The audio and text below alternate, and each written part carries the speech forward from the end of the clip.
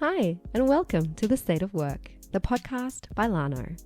I'm your host, Sandra, and as a freelancer myself who is working with clients all over the globe, I am experiencing the shift of work every day. So I'm super excited to explore the current and future state of work with you in this podcast. We will talk about the benefits, limitations, and solutions around remote and flexible work and explore many different ways to collaborate and work together.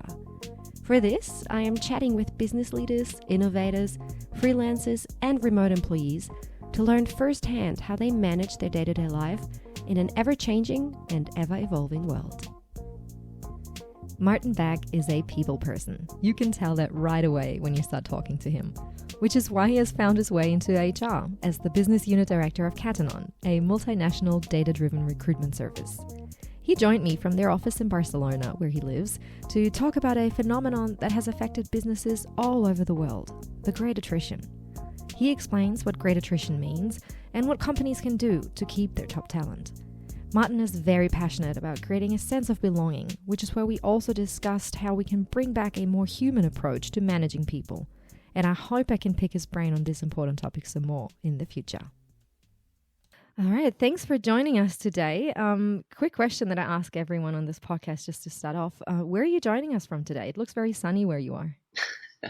So hi, Sandra, first of all, many thanks for your invitation. Pleasure to be here with you today. Actually, I'm in Barcelona, and to my own surprise, I'm in the office. I wanted to work at home. In fact, I'm dressed like in a home office mode, but I'm in the office today. Yeah, so in the office, that's the Catenon office. I hope I say that right. Yeah. Yeah? Catenon office in Barcelona. Yeah. Exactly. This is where I am at the moment, looking. So yeah, a bit sunny. It's sunny, more or less sunny. Yeah. Yeah. Fine. That's beautiful. And just for our listeners, to explain maybe in a few words what it is that you do on a daily basis. You said you decided to go into the office today. I'm assuming you have a very free work policy at Catenon. Yeah, in fact, I mean, we have a kind of hybrid model, but I think it's each team, and also in my team, we're not forcing people to be in the office. People are free to work from anywhere. I have my team member, she will go to Beirut. Another team member is working from Berlin at the moment. Three, in fact, are here at the moment in the office. Two are working from home office. So it's very free. Very flexible. Yeah, very flexible. Yeah, that sounds nice. Well, it's a good segue also into what I want to talk to you about today, which is that buzzword of great attrition. You can explain quickly in a few words maybe what that means, but I think having a hybrid model and a flexible model is probably a big thing people can do, companies can do to work against great attrition. So that's what we wanted to focus on today. But let's first get everyone involved and get everyone up to speed. Can you maybe explain in a few words, what is great attrition? What does it mean? Yeah, of course. I mean, great attrition is something, which is really a problem. I would say at the moment it's a phenomenon where really a large number of employees, they're leaving companies. Mm-hmm. Companies are struggling to retain the best companies. And I think that's a problem. In the US, it has been a big problem, but it's also a problem here in Europe, of course. And a increasing number of people are leaving their companies. And as I said, companies are struggling to retain, and especially to retain the good performance, the people they want to retain. Yeah. And it's something really which happens across different sectors even. Yeah. And is it something you can put your finger on and say, there's this reason why this is happening? I mean, we've all been through the last 2 years. They were pretty different, let's just say. Can you say what the reasons are? Why are employees choosing to leave positions? I think it's something very complex, but to explain it, I think we need to go back, unfortunately, to the pandemic, to COVID-19. It's something we can't even hear it anymore, right? We want to forget about this. But I think we need to step back to the pandemic and then to COVID-19, because actually I think it was a quite, overwhelming situation for many people, for everybody, for many employees. Yes, definitely. And I think it's a bit in any crisis in the end, that shatters existing norms, right? And I Yeah. think the pandemic has made people to rethink their careers, but not only rethinking their careers, rethinking their work-life balance, their long-term goals. And in the end, people in really a big crisis, which shatters existing norms, people tend to Yeah. step back and to analyze and to ask themselves some deeper questions like, is this fulfilling for myself? Is this really what I Hmm. would like to get out of my life and or professional life? And I think here we are. Yeah. Very true. And maybe also that's why I was referring to your hybrid model and the flexibility of work. I think a lot of employees have started enjoying being more flexible with where they work from and when to choose their working hours. We're all forced into home office. And I know at least some German companies, they have moved back into the office, and have maybe underestimated how much employees enjoy the flexibility of working from home or working from anywhere where they choose to work from. Do you think that's a reason as well? Yeah, I think so. It's an interesting thing because I think some companies tend to some quick fixes, some yeah, Hmm. kind of solutions, some quick fixes in the end. I think that's the right term to describe it. But I think the problem behind is the sense of belonging. I think people leave Hmm. companies not only because of this, but I think part of the problem is that there is a lack of sense of belonging. But you know what? It's really funny because just 5 minutes before we started this podcast, I was just Yeah. putting a newspaper and I saw news. Elon Musk saying, like, I even didn't have the time to go through the article, and he wants Yeah. to force people to be at least 40 hours a week in the office. And if people are not in the Hmm. hours in the office 40 hours a day, a week, then he would assume that Yeah. people they would leave the company. So it's interesting. Sounds like he's trying to get rid of his employees. Sounds like maybe I don't know. Maybe he can do it. I think I couldn't do it in my team, and I wouldn't like to do it. And it is because I think coming back to where we started, because I think the pandemic has made many people ask themselves the question, is this fulfilling for me? And that pulls you Yeah. back to an important question. What are the real needs of people? What are Yeah. and I think people leave in the end because the employee experience is not fulfilling. Why? Because I think that their needs are not met. And in that Yeah. sense, I think the important thing is to meet, of course, the needs of your employees, right? Yeah. I think it's Yeah. about that. Yeah. How can you do that? How can you First of all, you have to identify the needs of your employees, and then you have to find a way to implement that in your business. How can companies do that? I think that's a good question, and I think that it is what you said. That first of all, you need to understand why people leave, and I think many companies and teams they fail from the very beginning because you really need to truly try to understand why people leave. And I think that many companies jump precisely into quick fixes, financial Hmm. perks, maybe, or maybe establishing a home office policy, trying to pull or to get employees back to the office. Yeah. And I think there is no sample solution anymore. Yeah. And I think that each company has the challenge to find his own solution. In that sense, I'm also unfortunately not able to give the solution for that problem Yeah. because I think there are many individual and many different solutions. But I Hmm. think a message is, from my point of view at least, that there is no sample solution anymore. Yeah. Would the solution be to involve your HR departments a little bit more and talk to your employees a little bit more and to try to learn what they need and what they might need in the future? I guess this is a very, very complex thing, right? Because Yeah. you kind of have to know what they want now and you have to meet their needs while they develop in your company. at the same time, which is very complex.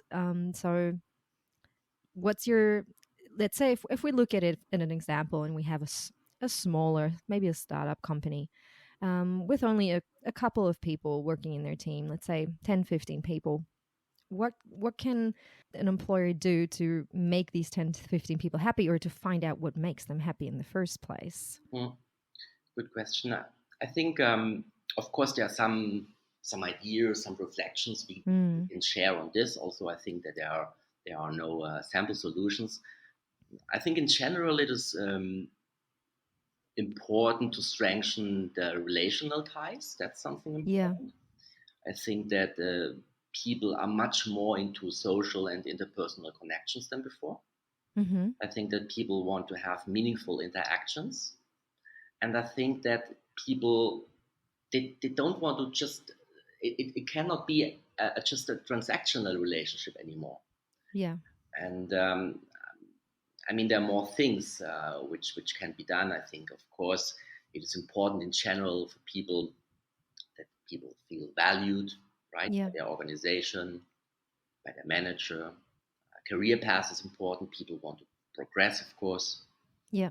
But I think the starting point should be to ask really what are the real needs, what are the real needs of the organization, of the team, of the business, but also together with the employees to see what their needs actually are. Right? Yeah.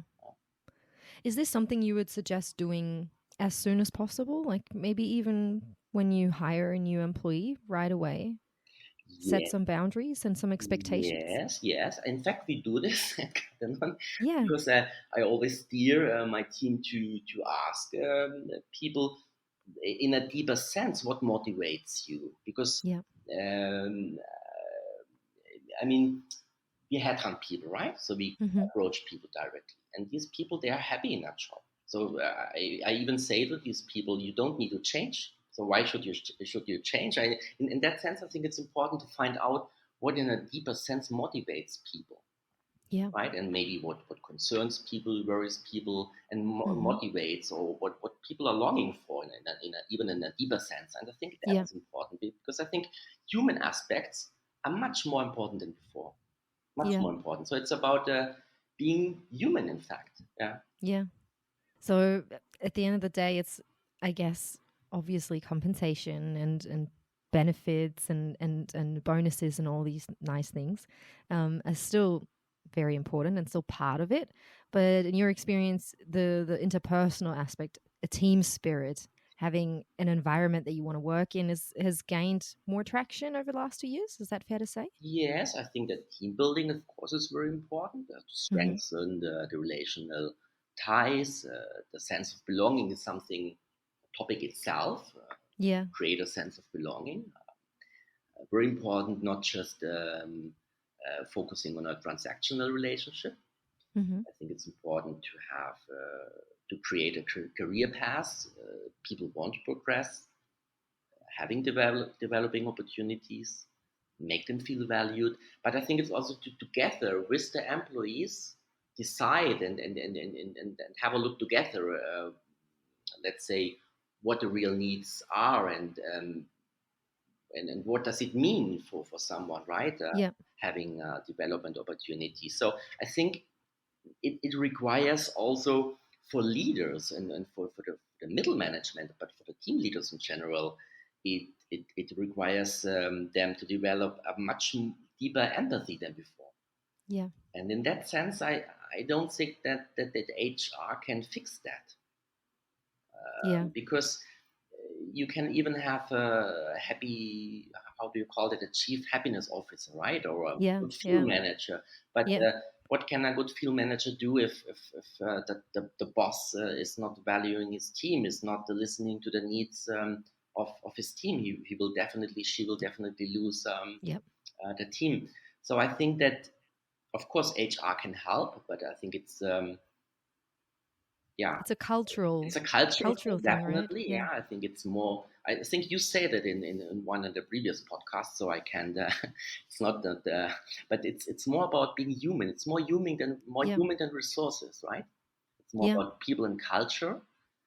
I think even that it's not enough. I think the situation right now forces the team leaders, the middle managers, and the Yeah. managers, to do their job, and that's not so easy because we're speaking about the needs, we're speaking about what people want, and I think in the end it's about to empower people, right? To really Yeah. empower people and empower people to find their paths, empower people to find their way.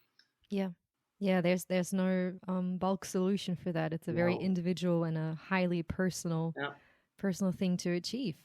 Very complex, as we said, and I think I like the idea of thinking of it as like a cultural change that needs to happen within proper leadership. And as you said, if the CEO doesn't really align with it, it's going to be really difficult to break it down to mid management and everyone else as well. So as we said before, is it something you should take on board when you do your vetting process? So when you start hiring or you're using a service to hire people, that you make sure that they understand the culture within your company, and to set the right expectations and ask the questions: what is important to you? What makes you feel valued? To kind of learn more about the candidate, more personal information. Is that something you could do? yeah, definitely. I would say so. I think it is very important to understand the needs of the team, the company, but really to understand the needs, the short, mid, and long term Yeah. goals of the candidates, and I think that's very important. Yeah. Yeah.